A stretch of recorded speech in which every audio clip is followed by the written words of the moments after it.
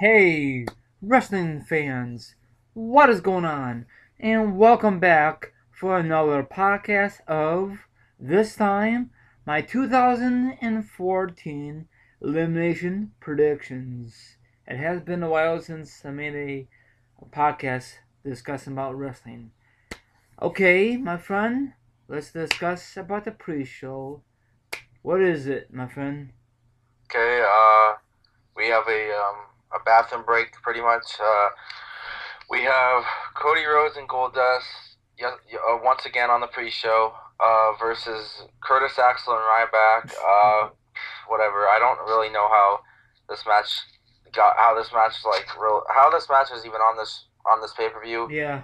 It's just like thrown together randomly because I really don't understand. These guys aren't even feuding, or I don't know, but I'd rather have like Darren Young and Titus O'Neil on the pre-show, but this match isn't going to be that good either. So, it'll probably go for about 6 minutes or so, not even. But I look for Cody Rhodes and Goldust to win. They've been on a roll as of late. Yep. I mean, granted they did lose the titles, but since they've lost the titles, they've been on somewhat of a roll. So I'm going to say that Cody Rhodes and Goldust are going to win this match, and really, I don't know where they're going to go from there, but. Yeah, Curtis Axel and Ryback. I really don't. I really don't see them winning. Yeah, I thought Kurt Axel and Ryback broke up as a team. I guess they changed their mind, huh, Tony? Yeah. But whatever. But I prefer Cody Rhodes and Goldust. They're a better team. You know, they've been working together. They former tag team champions. So I'm going with you in that pick. Cody Rhodes and Goldust. Okay. So next match to kick off the Elimination Chamber pay per view will be what? I really don't know, but I'll just go with this match. We have Darren Young versus Titus O'Neil in this epic grudge match. Really, this is a match that really should have been like on a SmackDown or like a main event or something. I don't know, like or a pre-show. Yeah, this should have been like a pre-show or like a SmackDown match or something. I don't really know how. I guess this is just to get them on the pay-per-view or just to use them. This just reminds me of a Crime Time kind of thing from back in 2010 that reminds me so much of the Crime Time split, and then the heel turn by Shad, and then they had a little match. Extreme Rules, JTG won the strap match, and then Shad got released. And JTG was never heard from again. But it's gonna happen the same thing, but this time people are gonna forget about this match. It might be good, it might be bad. I prefer, we discussed before the podcast, the primetime players should stick together, and they were on a roll, but ever since the Team Hell No took the spotlight away, you know what I'm saying, Tony? Yeah. So whatever, but I think Titus O'Neil is gonna dominate this match, Tony. As do I, because they just turned him heel. Most of the time, when a guy turns heel, he'll end up winning, or a guy turns face, whatever the case may be, they always end up winning. And I don't know, this will be no different. I don't really think. I honestly, it's not really believable for a guy like Darren Young to beat a big guy like Titus O'Neil. So nope. I predict Titus O'Neil to win, and whatever. This should be like a whatever match, boring probably. But yeah, Titus O'Neil to win. I mean, he just turned heel, and it would make no sense for him to lose. It really would not. So no. So yeah, Titus O'Neil will win. I honestly don't think they should do it. I don't think they should do what they did in 2010 when they had JTG be a big guy like Shad. That was retarded. So I don't think they should do the same thing here. I think they should have the bigger guy go over, like the guy that just turned heel. Yeah, I agree, but hopefully WWE will learn from the mistake from 2010. Okay, next match. Who do you think will be the next match on the card, Tony? That's all random, but it's okay. It don't matter. No order. I know. I'm just going by the top of my head of what match. Okay, we got Jack Swagger versus Big E. Just Big E now, not Langston. Yeah. We have for the Intercontinental title. This match should be whatever. I really don't care for either of these guys. Big E was growing on me, but it's just like he's not doing anything, so it's not his fault. But it's not helping me like his character. It's just kind of boring and stale. It's the writers and the wrestlers got to do his part too. Yeah, I think he's doing his part, but I don't think he's really WWE's doing the right thing with him. I think they're misusing him, but it was cool to see him get the championship and all, but Yeah. as I said before, I already knew this was going to happen. As soon as he beat Axel for the belt, it was going to be the same thing like Axel. He was going to be boring with the title, and Yep. he has been. So, Yep. on the other hand, Jack Swagger, boring as well. I don't like him. Nope. I know some people do. I really don't know why, but that's their own thing. But I'm going to go ahead and say that really this match could go either way. I honestly would not be surprised if Jack Swagger won. I mean, the Real Americans as of late been on a roll. Both of the guys, Swagger and Cesaro, have both been getting wins and stuff, and Yep. well, not every week on SmackDown or Raw, but they've been getting wins here and there, and they've been qualifying for title matches, so that must mean something, Yeah. So I'm gonna go ahead and say Big E Langston is gonna retain, or excuse me, Big E is gonna retain. I don't see him dropping the belt yet, and I think it would benefit Swagger to win, but I don't see him winning. I really don't see him winning, but I wouldn't be surprised if he pulled up the win. So I'm gonna say Big E is gonna retain. I'm going with Jack Swagger just for the hell of it, and and he could get a belt, a mid card belt because last year at this time he was in the pod. Isn't that weird, Tony? Pod? Yeah, Elimination Chamber pod to go for extreme go to WrestleMania last year. Remember that? Yeah, I know. He was in Elimination Chamber. Yeah. And then he screwed up, and then it went all downhill from him. Then he formed this team called Un-Americans. Real Americans. Yeah, what you just said. I'm sorry, my viewers. I kind of messed up, but I get Jack Swagger. It should be a good match, hopefully, but we'll find out this Sunday. You know what I'm saying, Tony? Yeah. Okay. Let's see what. Okay. What else do we have? All right. We have. All right. I'll go with this match. We have the tag team championship match. We have the tag team champions, the New Age Outlaws, versus the Usos. Now, what do you call it? The New Age Outlaws just won the titles last month at the Royal Rumble kickoff, and the Usos got this title shot because they beat the New Age Outlaws in a tag match. Non-title match, yeah, non-title, remember? Yeah, I know, non-title, Okay. and they also beat the New Age Outlaws in singles competition. So, this is, I guess, how they got the match. But I honestly think the New Age Outlaws have been kind of getting, like, they've been looking kind of weak. So, like, the Usos have been getting the upper hand. Normally, what that means then is that the guys that are getting beat up all the time and losing are going to end up winning the match. Yeah, it seemed like and it. That's what's going to happen here. Well, mainly because the Outlaws just won the titles a month ago. It makes no sense for them to lose it already. And honestly, I don't really see the Outlaws dropping the belts until like maybe Mania. Hopefully, they'll drop the belts at Mania. Hopefully to the Usos, because it's really sad when you got guys like the Usos who are upcoming, young guys and a young tag team, fresh, and stuff. Have still not got a title since they've been there, and it's sad. But I'm hoping that by WrestleMania, the Usos will finally win the tag titles, and they'll have a nice little reign, as champions. But I'm going to say the New Age Outlaws are going to win. I'm hoping this will be a good match. The Usos are a good tag team. I like them. And New Age Outlaws, I like them and all, but I like them back in the day. Now it's just kind of like, it's the same old shit they did back in the day.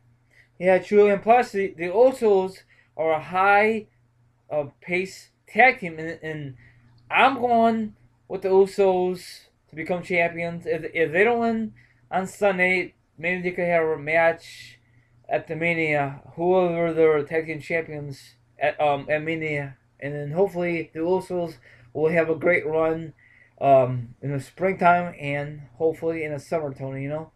So you say the Usos are gonna win? Yes. Oh, I'm surprised. All right then. Yes. Yep. Okay. Let's see. From that match, we have. All right. I think this is the last three matches. Okay. We have a grudge match. This match really is gonna be boring, but because both of these guys are boring. We have Batista versus Alberto Del Rio. Now this is all for Batista. This kind of benefits Batista, Yes. and this does not benefit Del Rio because Del Rio's on his way out. So he's probably like, I don't really care. Throw me in a match with this guy. Let me take the job. I really don't care. I'm gonna be leaving the company soon. So whatever. Yeah, plus this is like a filler match because nobody won't give a shits about these two wrestlers. They want everyone wants to see the main event mostly. You know. Yeah, well, this is just to give Batista momentum going into WrestleMania, and that's that. Seeing he's going to main event Mania against the champion. So Yep. this is just to give Batista momentum going into WrestleMania. They do this pretty much every year with a Royal Rumble winner has a match at the Chamber. Well, not every year, but a couple years, and they've done it. So Batista's, I guess, the next guy to do this, but it should be boring. I honestly don't care for either of these guys. Nope. I'm gonna go with Batista. Obviously, it'd be retarded if Del Rio won because it'd make Batista look weak, seeing he won the Rumble, and then he all of a sudden just loses. So Batista's gonna win, and that's that. So and then Del Rio will be on his way out whenever. So my prediction is not what the hell, Batista. Yeah, me too. Batista is gonna kick this freaking ass. It might be a good match. It all depends how W wants to give this, how much time for this match. But Batista all the way in this match. He's gonna kick his ass. No offense to the real fans out there. So Yeah, but really, no, you don't have to say no offense. I mean, it's obvious he's gonna win, but yeah, you know, no brainer. honestly though, what do you call it? This match, I honestly just don't think the match is gonna be good. Both of them are boring. It's just mainly gonna be focused on Batista being a powerhouse and Del Rio trying to like do his submission. So it's like gonna be like boring. It's like I don't know. Like if you had like a guy like I don't know, like maybe a guy like CM Punk or something against Batista, or a guy like Daniel Bryan, maybe it'd be good because they can move all around the ring. But Del Rio never really does any of that kind of stuff flying around the ring, and Batista's just a powerhouse. So that's kind of like where the match, the match is going to be boring. Maybe, I'd be surprised. Yeah. I'd be surprised if the match turns out to be good, though. Maybe you wrestling fans could if you want to watch it, that's great. If you don't want to watch it, just go to the bathroom and go get some snacks, or just probably you gonna be on Twitter anyway. Right, Tony? Yeah, but honestly, I don't know when Del Rio's last date is, but I wouldn't be surprised if they have Batista take him out or something to write him out. Yep. Get him Oh out of the yeah. company. Yep. Just beat the shit out of him. Oh yeah. Just injure him. Yep. Throw him in an ambulance. Yep. So. Yep. Um. But we both going with Batista. Okay. Next. Yep. So next match. we have our next match is a match that pretty much a lot of people are looking forward to, as am I, and I'm sure you are too. This match should have happened a couple of months ago, but I guess they waited. They wanted to wait for some reason. But we're gonna have the Shield versus the Wyatt family in a 6-man tag. Now, I'd really, really prefer this match to be in a chamber. It'd be awesome, first time ever, a tag team match. Like a chamber is a tag team, a team environment. That'd be really awesome. But it's not, so It's whatever. But this match should actually be pretty good. I prefer the Shield over the Wyatts, but I like the Shield more than the Wyatts because the Shield's done more. They won championships. Granted, the guy doesn't defend the belt, but it's not his fault. And I'm not here to blame him. It's because the creators and the writers don't fucking they don't fucking make things look right. They make things look retarded. And I think the Wyatts are just gonna be, in my eyes, just a mid-carder currently right now, Tony. Yeah, maybe down the road they'll win tag team gold or something, but I don't see them. Okay, you know what? I don't see the Wyatts really ever being main event any of these guys. I see the most they'll win is maybe like a U.S. title or IC title, or maybe tag team belts, maybe. But I'll never see any one of these guys winning the main title. I really don't. Maybe anybody. If you ask me though, from the Shield, I could see any one of those guys winning it. Mainly Roman Reigns. Oh yeah, he's a beast. The only reason the Wyatts have a little feud with John Cena right now, because we all know, and then a couple of months ago with Daniel Bryan and CM Punk, because they're main event guys. You know what I'm saying? But overall, they're never ever gonna be main event guys. I mean, we could be totally wrong, Tony. That we could change our mind at the last minute, right, Tony? Yeah, we could, but they could, but I'm honestly gonna say that the Wyatts are gonna win. I want the Shield to win, but the Wyatts are gonna win for 2 reasons. Number one, the Shield's breaking up pretty quick here. It's coming, it's coming. And number 2, I honestly think that the Wyatts have more of the game from this match than the Shield because the Wyatts have not done anything really, and a win over the Shield would probably make them look really strong and maybe boost them up from where they are right now. Maybe they won't go against like many jobbers as they have been, and um, that's kind of the bottom line there. So I'm gonna say the Wyatts are gonna win. I'm saying I agree with you, the Wyatt family, and I love the music. The music is freaking awesome, you know, Yeah. very spooky. Yep. Um, and I don't know what's gonna happen after the Shield once they break up. We'll find out in the weeks to come, you know. Yep. They'll either all three of them will break up, or the one Roman Reigns will break up with them, and then they'll find a replacement, or the two will just go on their own. Or it might be like they did with Evolution with Batista, you know. It might do like that kind of group, you know. Yeah. Yeah. Maybe, but We'll find out. I um, prefer this match at WrestleMania 30 than Elimination Chamber, but it's what it is. What it is, you know. well, it's because they're gonna have Cena versus Bray Wyatt, and then they're gonna have probably have the Shield in a triple threat match. So Yeah, but I know a lot of people don't want to see John Cena versus you know what you guys said. You know, I don't want to botch, what but you know what I'm saying. Wyatt? Yeah, Wyatt. I think a lot of people were kind of mad when they heard about the news at first. You know.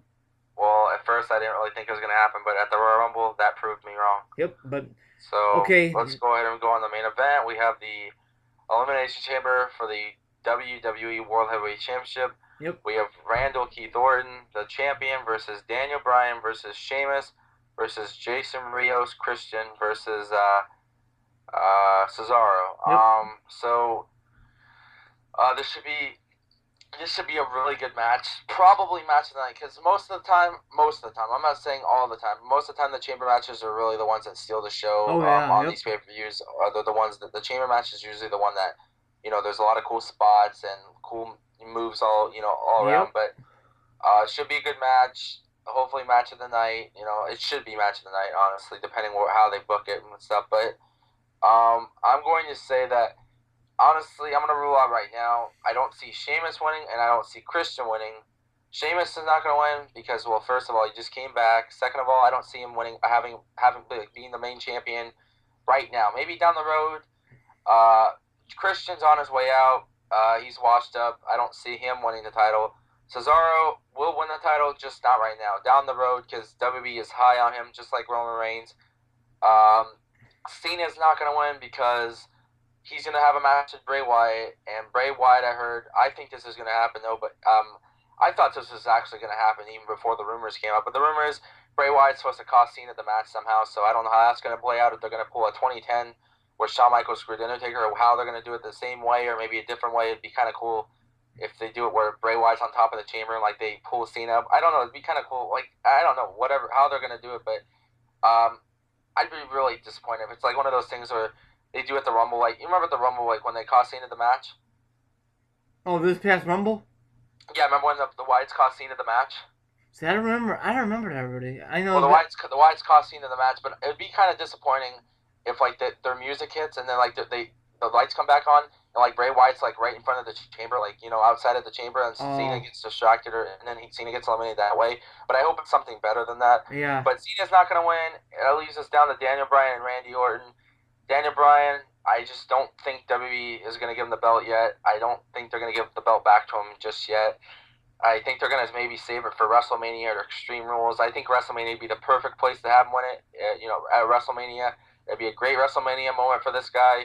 Have him win it in the main event, beat Batista and Orton in a triple threat. Maybe have Punk help him out, something like that. But I don't think Daniel Bryan should win the belt here.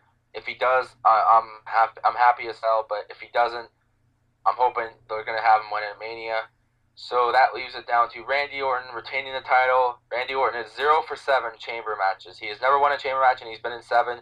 I think it's his time to win a chamber, and Randy Orton will win the match.